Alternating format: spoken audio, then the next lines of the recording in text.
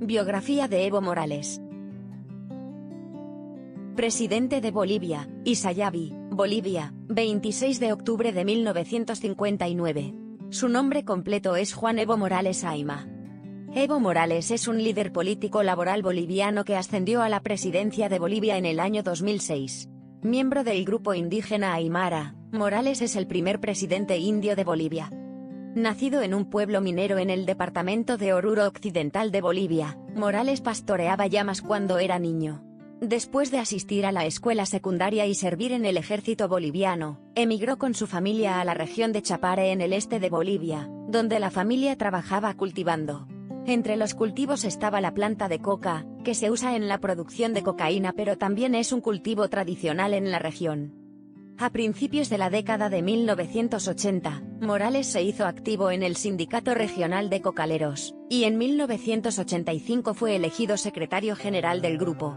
3 años después fue elegido secretario ejecutivo de una federación de varios sindicatos de cocaleros. A mediados de la década de 1990, cuando el gobierno boliviano estaba reprimiendo la producción de coca con ayuda de los Estados Unidos, Morales ayudó a fundar un partido político nacional, el MAS, Movimiento Izquierdista hacia el Socialismo, al mismo tiempo que sirve como líder titular de la federación que representa a los cocaleros.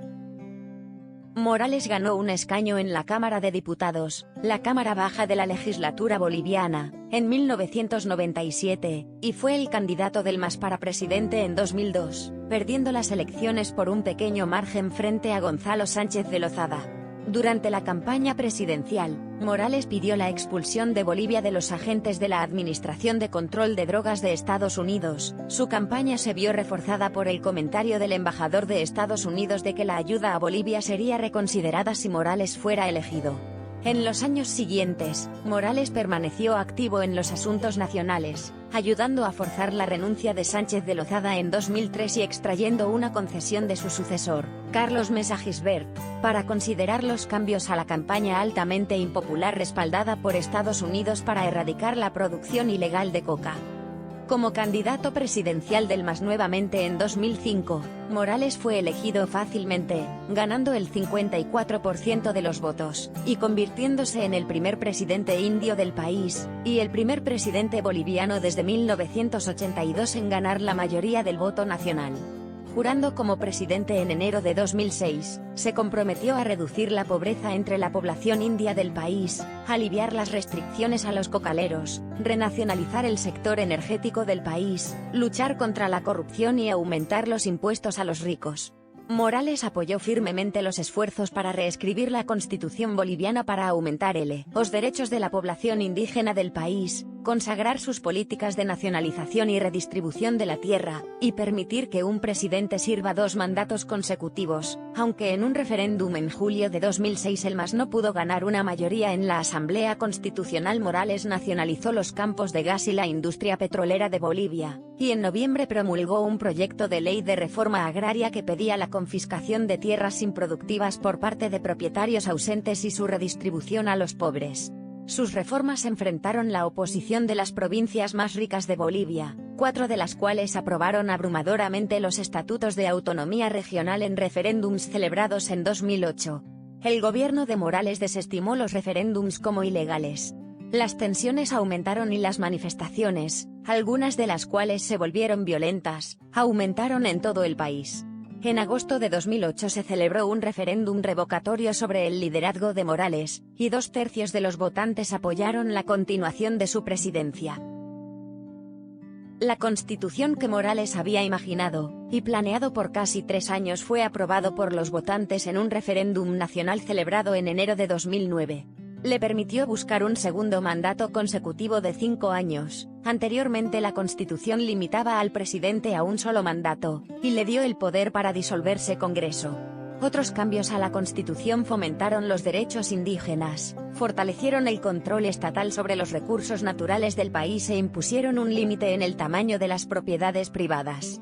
Sin embargo, su desaparición agravó aún más las tensiones entre la mayoría indígena del país y los bolivianos más ricos de las provincias orientales ricas en gas, que se opusieron firmemente a su ratificación.